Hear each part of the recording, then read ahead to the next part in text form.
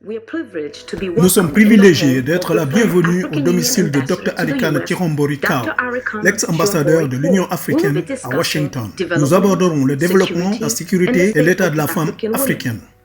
Bienvenue à la conversation. La FMI, la Banque mondiale et autres institutions financières font de l'Afrique un gouffre à sous, des dettes que nous ne pourrons jamais repayer. Quand les États-Unis empruntent de l'argent, c'est à 1,5,9% d'intérêt.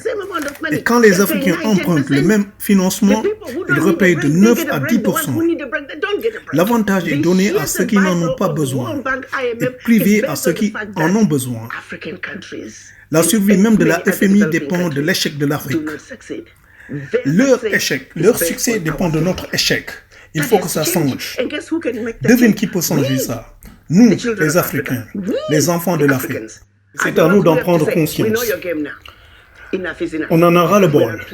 C'est là où la diaspora doit faire son entrée en jeu.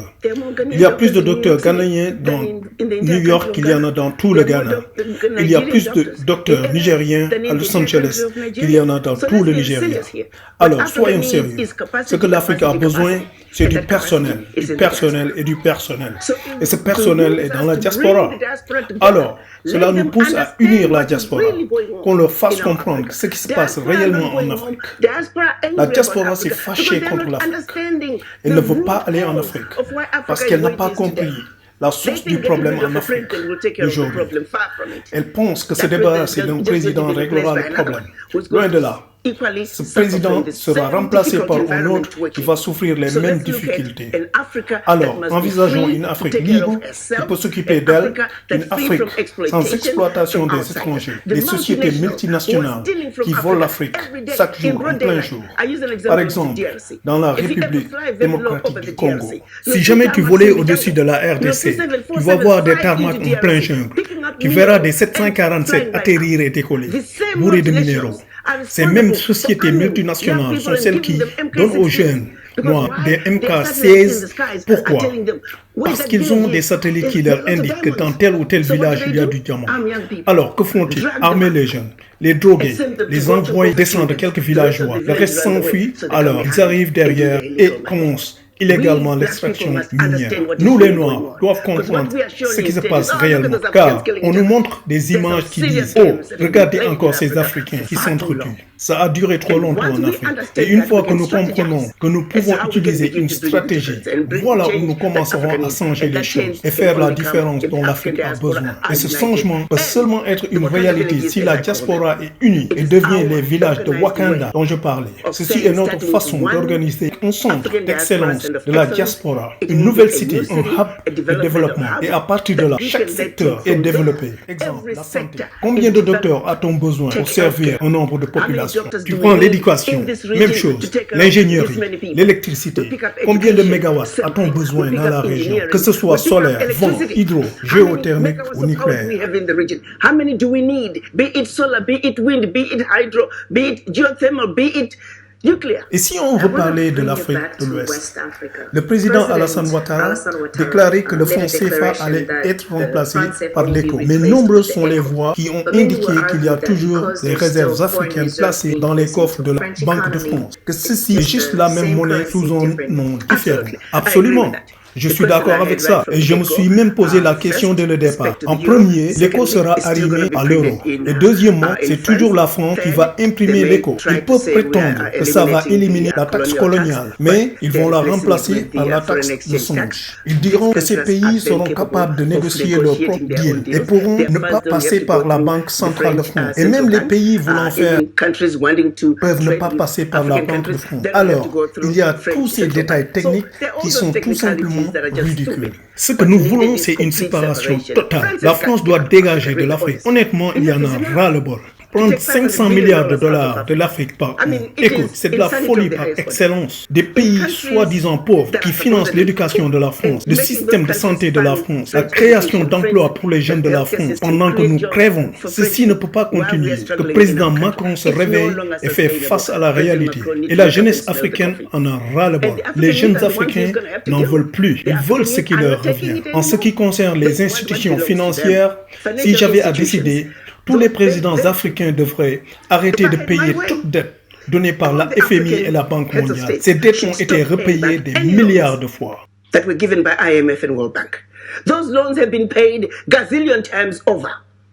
Un nombre illimité de la diaspora savent que vous n'êtes plus l'ambassadeur de l'Union africaine aux États-Unis, mais ils voudraient que vous preniez les rênes de la Commission de l'Union africaine.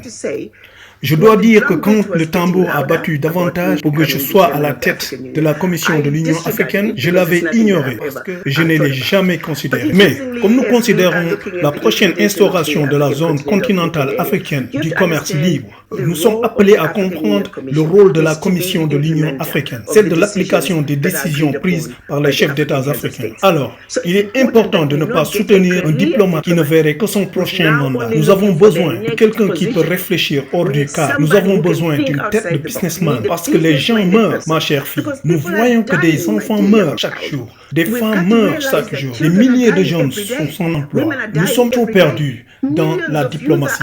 Il faut mettre le doigt là où il faut. Si nous ne trouvons pas un chef de commission qui est conscient de ses frères qui sont sous la table et qu'il lui faut combattre ses propres frères pour la convoitise du plus grand morceau parmi les miettes qui sont sous la table, de sorte qu'il n'aura jamais à parler de ce qui est sur la table. Ce chef de commission aveugle. Nous avons besoin de quelqu'un qui est capable de comprendre que nous avons besoin d'un changement majeur au niveau de la Commission de l'Union africaine. Si je devenais le chef de la Commission de l'Union africaine, j'amènerais sûrement un changement en se penchant sur la femme africaine d'aujourd'hui. Quand on cherche les points cruciaux où elle peut être habilitée et rendue forte, où peut-on se concentrer? Devons-nous penser aux droits fonciers, à la liberté économique ou à la position de leadership pour qu'elle prenne des décisions?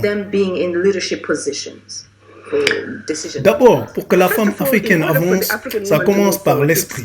Les femmes en général pensent à s'excuser. Nous ne pensons pas que nous sommes capables de résultats. Nos songes sont réels. Si nous voulons réussir, nous pouvons accomplir la tâche. Trouvons la force dans l'une et l'autre. Prenons soin de nous-mêmes. Prenons soin de notre voisinage. Prenons soin de nos domiciles. Prenons soin de notre mère Afrique. C'est une dédication. Une fois que nous changeons de mentalité, c'est fini. Si mon esprit est en bon état et fort, tu ne peux rien contre moi. Tu ne pourras jamais jouer des jeux sur moi.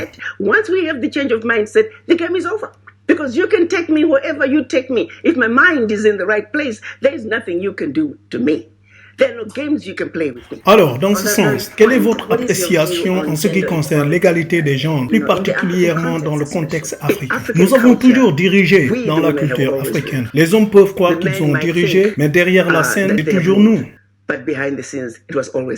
Je voulais vous raconter l'histoire de Yaksantiwa. Était la gardienne du tabouret d'or du royaume Ashanti. Quand les Anglais ont essayé de prendre par force ce tabouret des peuples Ashanti, les hommes avaient accepté et étaient sur le point de donner le tabouret en échange pour le roi qui était en asile en île Maurice. Il faut comprendre que ce tabouret d'or était un symbole où l'esprit des Ashanti même était incarné. Donc, si tu abandonnes ce tabouret, tu abandonnes l'esprit même des peuples Ashanti. Et nos hommes étaient prêts à abandonner l'esprit du peuple Ashanti.